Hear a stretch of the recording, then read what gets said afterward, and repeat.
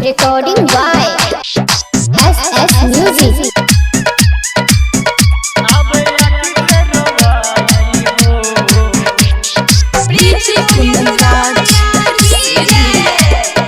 Singing by Ranjit Ravela.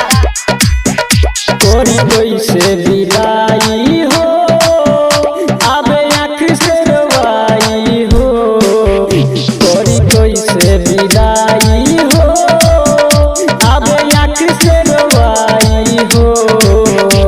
तू चल गई माई याद बड़ी आई, तू चल गई माई याद बड़ी आई, तोहर रूप न भुलाई हो। कोरी कैसे विदाई हो आबे आँख से रवाई हो। कोरी कैसे विदाई हो आबे आँख से रवाई हो। डीजे कुंदन राज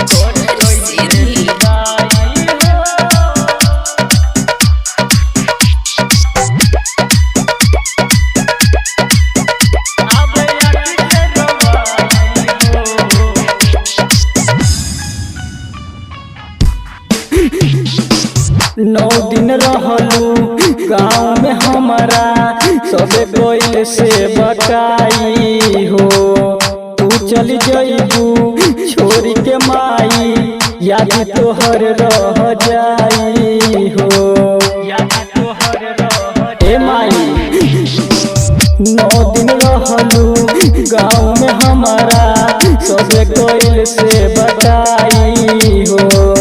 तू चल जइबू छोरी के माई याद तोहर रह जाई हो। हटा दो ई नियम के कहतानी कसम से, हटा दो ई नियम के कहतानी कसम से, और हुला मुरझाई हो। कोरी कैसे विदाई हो आबे आँख से रवाई हो। कोरी कैसे विदाई हो आबे आँख से रवाई हो। DJ Kundan Raj Recording by SS Music.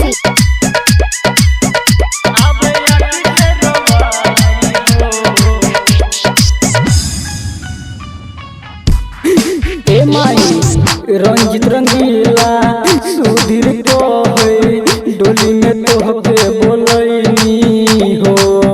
जौबन जौबन जुड़ल हमारा तोरा के माई चढ़ैनी हो। हाँ रंजित रंगीला सुधीर को है डोली में तोहके बोलैनी हो। जौबन जौबन मिलल हमारा